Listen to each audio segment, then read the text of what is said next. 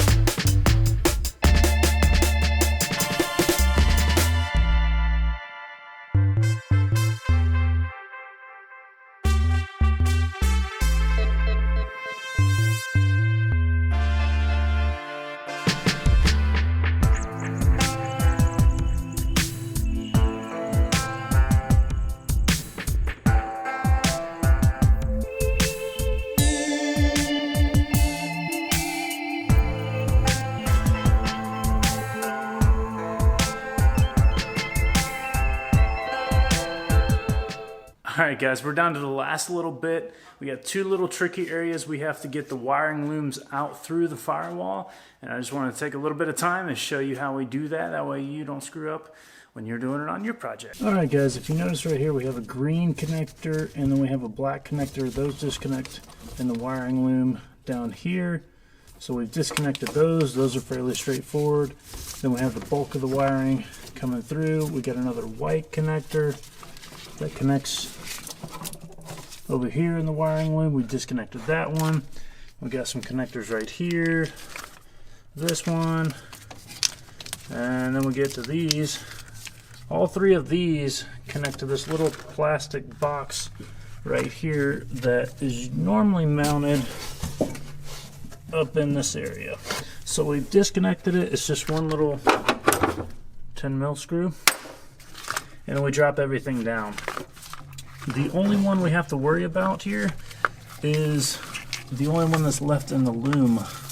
We have all these other wires that look like they're going to get in the way of everything, but if you look at the main wiring harness itself that goes through the firewall, the only one, we have a couple connectors, these right here, that come all the way back. We've separated those. This one right here goes to the ignition module, which we've already removed. And all of these wires are in the main harness. The one that is screwing everything up is these little group of wires right here, and they power the dash. So if we go here, this little blue connector has to come out of this white housing box. And these little tabs right here that protrude in are what locks these in to their place. I'm going to show you the easiest way to get those out of there. Take either a set of needle nose pliers and just come in here and squeeze the area that you're working with and just try to work those corners around until you get to the point to where it's all kind of loosened up. And this is old plastic. Please be careful. Don't break it, because they don't make these anymore, and you'd have to like do something crazy like 3D print it or something. So not something you want to do.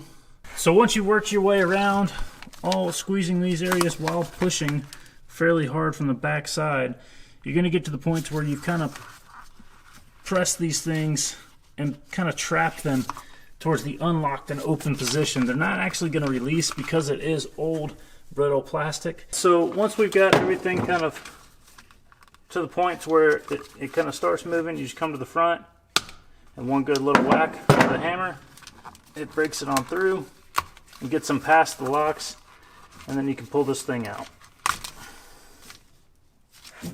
Easy as that.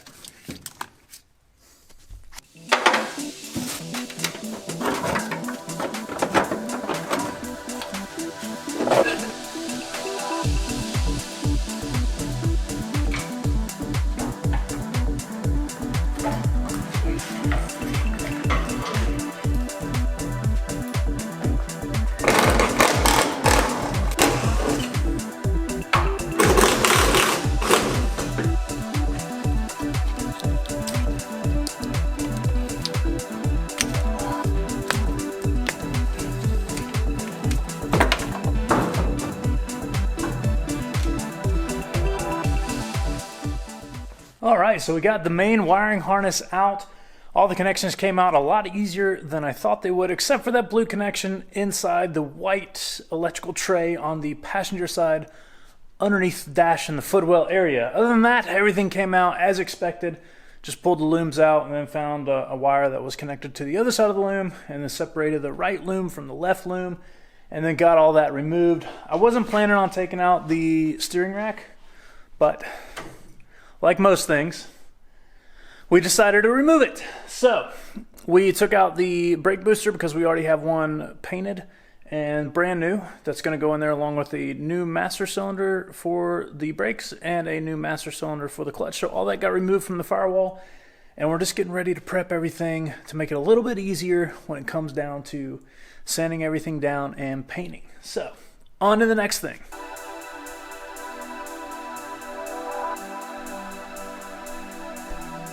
All right, so the next place we have to turn our attention to is going to be the battery tray.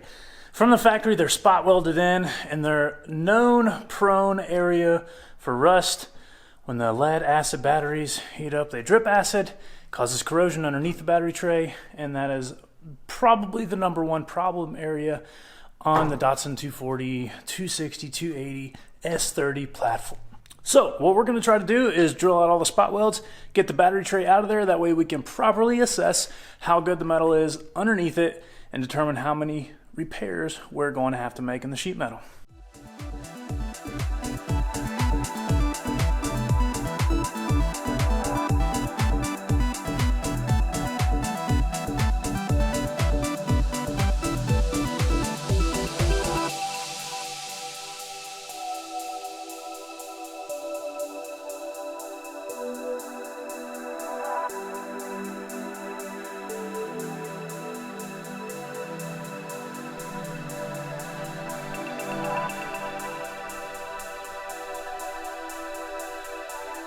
All right, so the battery tray is out, and in typical Z fashion, it was worse than expected.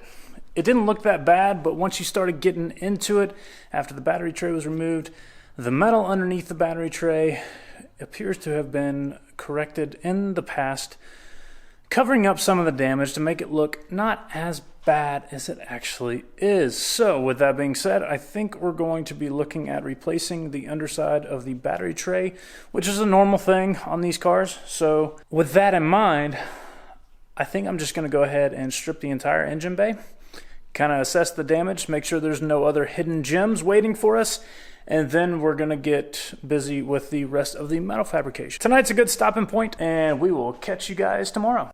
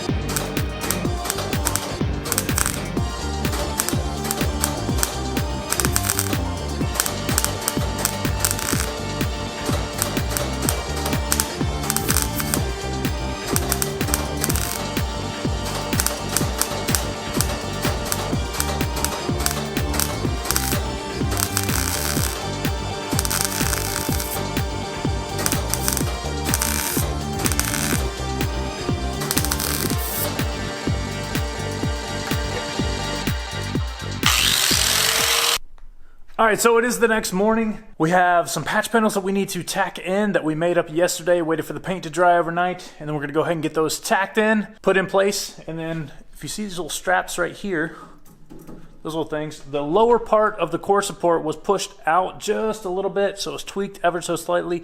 So we just hooked those up to the transmission cross member mount, and we kind of pulled everything back in place. That way when we put that patch panel in, hopefully it'll solidify where it's supposed to. We'll go ahead and get those straps out of the way and then get busy with the rest of the engine bay.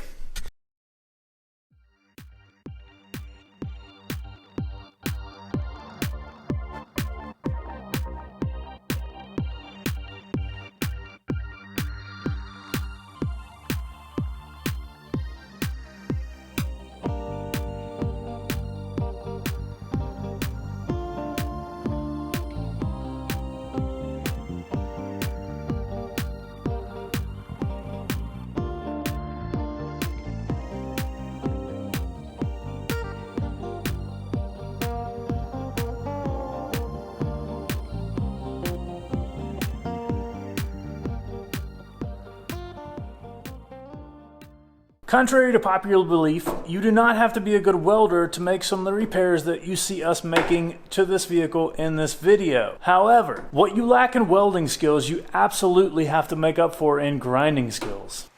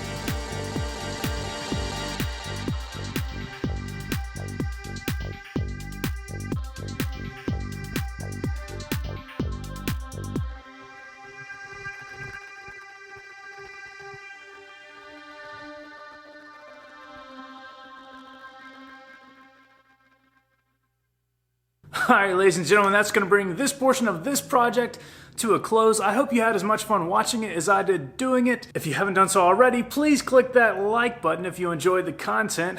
If you want to know what we're doing next on this thing, you already know what to do. Hit that subscribe button, turn on your bell notifications, that way you get notified just as soon as we post another video. We appreciate you as always, and until next time, thank you so very much for watching this video.